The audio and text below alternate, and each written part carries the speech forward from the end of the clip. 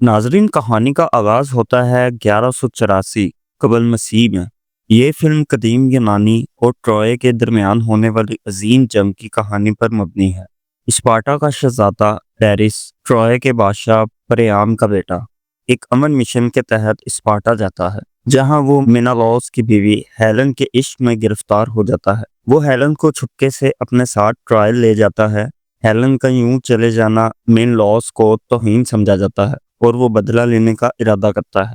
مینلاؤس اپنے بھائی اگامیمنون سے مدد مانگتا ہے، جو پہلے ہی ٹروائے پر قبضہ کرنا چاہتا تھا۔ میں ہوں محمد فیضان اور آپ دیکھ رہے ہیں ورلڈ فائلز ڈاکومنٹری۔ اگامیمنون یونان کے مختلف بادشاہیوں اور سرداروں کو متحد کرتا ہے اور ایک بہت بڑی فوج تیار کی جاتی ہے تاکہ ٹرائے پر حملہ کیا جا سکے۔ اگامیمنون اتھاکا کے ہوشیار بادشاہ اوڈیسیس کو بھیجتا ہے تاکہ وہ مشہور جنگجو اچلیس کو جنگ میں شامل ہونے کے لیے راضی کرے۔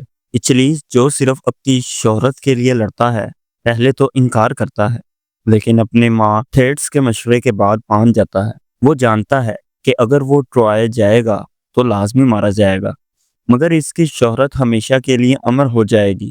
یونانی فوجیں ٹرائے کے ساحل پر اترتی ہیں اور اچلیس اپنی میرمیڈون فوج کے ساتھ ایک مندر پر حملہ کرتا ہے، جہاں وہ بریسیس نامی ایک بچاریا کو قیدی بنا لیتا ہے۔ اگامیمنون بریسیس کو اچلیس سے چھین لیتا ہے، جس پر اچلیس سخت ناراض ہو جاتا ہے اور جنگ سے علیحدگی اختیار کر لیتا ہے۔ دوسری طرف ٹرائے کے شہزادے ہیکتور اور پیرس یونانیوں کا مقابلہ کرنے کی تیاری کرتے ہیں۔ پیرس مینالاؤس کو دو بدو لڑائی کی دعوت دیتا ہے تاکہ جنگ ختم ہو سکے۔ لڑائی میں مینالاؤس پیرس کو زخمی کر دیتا ہے، لیکن ہیکٹر مداخلت کر کے مینالاؤس کو قتل کر دیتا ہے، جس سے جنگ دوبارہ شدت اختیار کر لیتی ہے۔ ہیکٹر کی بہادری اور ٹرائے کی مضبوطی دیواریں یونانیوں کو پیچھے ہٹنے پر مجبور کر دیتی ہیں۔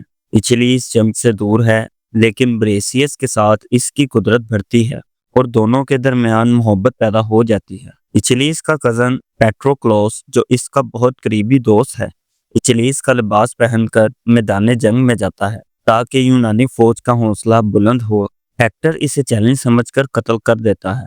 جب اچلیس کو پیٹروکلوس کی موت کا پتہ چلتا ہے تو وہ انتقام لینے کا فیصلہ کرتا ہے۔ وہ جنگ میں واپس آتا ہے اور ہیکٹر کو دو بدلوں لڑائی کے لیے للکارتا ہے۔ دونوں کے درمیان سخت لڑائی ہوتی ہے اور آخرکار اچلیس ہیکٹر کو مار دیتا ہے۔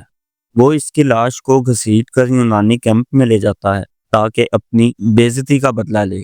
رات کو بادشاہ پریام اپنی جان خطرے میں ڈال کر یونانی کیمپ آتا ہے اور اچلیس سے درخواست کرتا ہے کہ وہ اس کے بیٹے ہیکٹر کی لاش واپس کر دے تاکہ وہ آخری رسومات ادا کر سکے۔ اچلیس اس کی عاجزی اور باپ کے پیار سے متاثر ہو کر لاش واپس کر دیتا ہے اور 12 دن کی جنگ بندی کا اعلان کرتا ہے۔ جنگ بندی کے بعد اگامیمنون ٹرائے پر فیصلہ کن حملہ کرنا چاہتا ہے۔ اوڈیسیس ایک چالاک منصوبہ بناتا ہے۔ یونانی ایک بہت بڑا لکڑی کا گھوڑا بناتے ہیں اور اسے ٹرائے کے دروازے پر چھوڑ کر ظاہر کرتے ہیں کہ وہ ہار مان کر چلے گئے ہیں۔ ٹرائے کے باشندے اسے امن کی نشانی سمجھ کر شہر میں لے آتے ہیں۔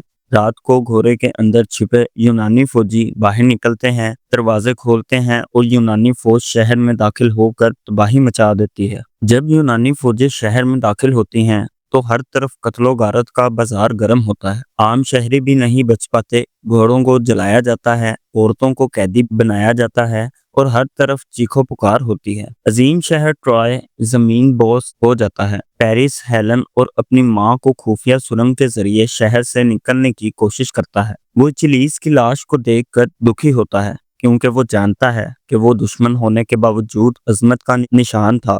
پیرس اچلیس پر تیر چلا کر اسے زخمی کرتا ہے اور وہ بریسیس کی باہوں میں دم توڑ دیتا ہے۔ بریسیس، جو ایک قیدی تھی، اب آزاد ہو چکی تھی، مگر اس کے دل میں بہت دکھ ہوتا ہے۔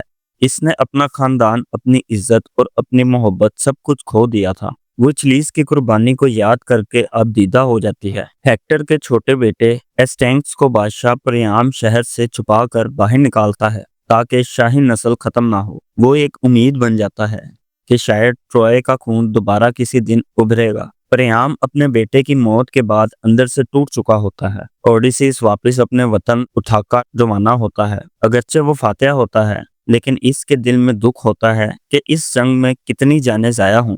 وہ اچلیس اور ہیکٹر جیسے عظیم لوگوں کو یاد کرتا ہے۔ اگامemnu جو طاقت کا بھوکا ہوتا ہے آخرکار قتل ہو جاتا ہے۔ وہ یہ سمجھتا تھا کہ وہ سب کچھ جیت سکتا ہے، مگر اس کا غرور اس کی موت کا سبب بنتا ہے۔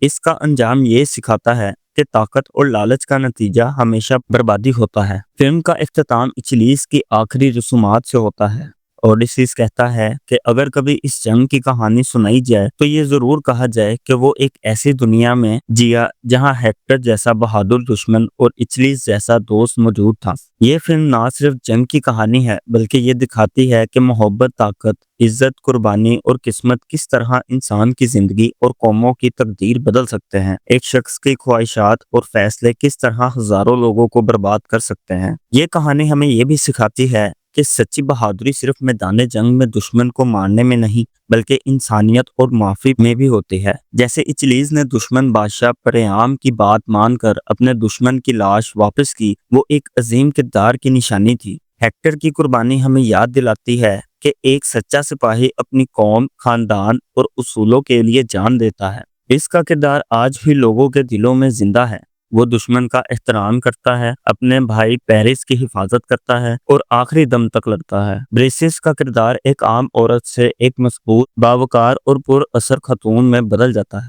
اس کی محبت، دکھ اور برداشت ایک خاموش انقلاب کی علامت ہے جو جنگ کا شکار بنتی ہے مگر اپنی عزت اور جذبے کو کبھی نہیں کھوتی۔ اوڈیسیس کی ذہانت اور سیاسی فہم ثابت کرتی ہے کہ جنگیں صرف تلواروں سے نہیں جیتی جاتی، عقل اور چالاکی سے بھی فتح ممکن ہوتی ہے۔ اس کا کردار دکھاتا ہے کہ دانشمندی اور حکمت عملی ہمیشہ طاقت پر غالب آتی ہے۔ آخر میں فلم ٹروائے ہمیں ایک بہت بڑی سچائی بتاتی ہے۔ کوئی بھی شہر کتنا ہی طاقتور دیوار سے گھرا ہو، اگر اندر موجود لوگ ایک دوسرے پر بھروسہ نہ کریں یا غرور و لالچ میں اندھے ہو جائیں تو وہ شہر مٹ جاتا ہے۔ محبت، عزت، قربانی اور انسانیت وہ ستون ہیں جن پر اصل سلطنتیں قائم رہتی ہیں۔ اگر آپ کو یہ ویڈیو پسند آئی ہو تو لائک، شیئر اور چینل کو سبسکرائب کرنا نہ بھولیں۔